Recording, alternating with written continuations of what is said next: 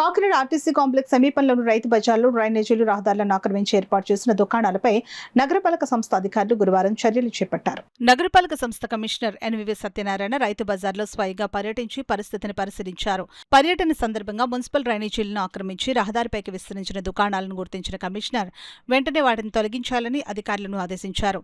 ప్రజల రాకపోకలకు అంతరాయం కలిగించే విధంగా ఆక్రమణలు కొనసాగుతున్న నేపథ్యంలో కఠిన చర్యలు తీసుకోవాలని సూచించారు.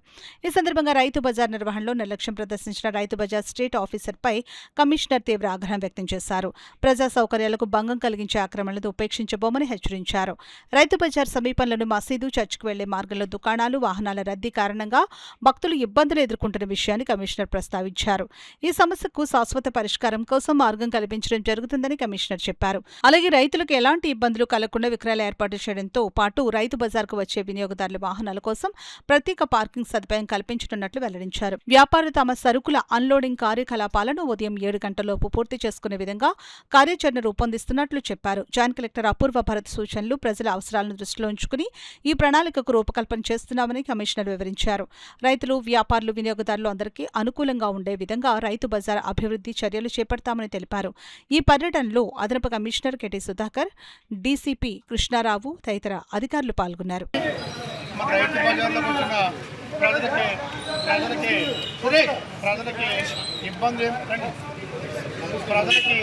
ఇబ్బంది ఏమీ లేకుండా చేయవచ్చని అందరూ రిక్వెస్ట్ చేస్తున్నాం. ముఖ్యంగా మన రైతు బజార్కి వచ్చినప్పుడు వెహికల్స్ కూడా ఆఫ్టర్ సీజన్ లోనికి రాకుండా చూడాలి. దానివల్ల ఏంటంటే ట్రాఫిక్ ఇబ్బంది ఏర్పడుతుంది, పబ్లిక్ చాలా ఇన్కన్వీనియన్స్ అవుతుంది. ఈ దుకాణదారులు ఎవరైతే ఉన్నారో ఈ డ్రైన్ లోనికి పెట్టడం వల్ల డ్రైన్ క్లీన్ చేయడానికి అవకాశం ఉంటుంది. డ్రైన్ స్టాగ్నేషన్ అయిపోతుంది. డ్రైన్ స్టాగ్నేషన్ అయిపోయిన తర్వాత ఏమవుతుందంటే ఇక్కడ ఇబ్బంది వస్తుంది. వాడికి ఎవరికైతే మనం స్థలం కేటాయించామో ఆ స్థలంలో హ్యాపీగా వ్యాపారం చేసుకోమని చెప్పండి. అట్లా కాకుండా దుకాణం కనపడలేదు అని దాంతో వెనకాల ఖాళీ ఉన్నా కూడా ఎదురు పెట్టేస్తున్నారు. దానివల్ల ఇబ్బంది వస్తుంది. ఇది పబ్లిక్ చాలా సఫర్ అవుతున్నారు. మనం వీడు కూడా ఒక గౌరవప్రదమైన వ్యాపారం చేసుకున్నాడు కాబట్టి మనకి పబ్లిక్ ఇంపార్టెంట్. వాళ్ళు ఇబ్బంది పడితే మీ షాపుల దగ్గర కూడా రారు కదా. అందువల్ల ఏంటంటే మీరు షాపులు ఎక్కడైతే కేటాయించి పెట్టుకోండి.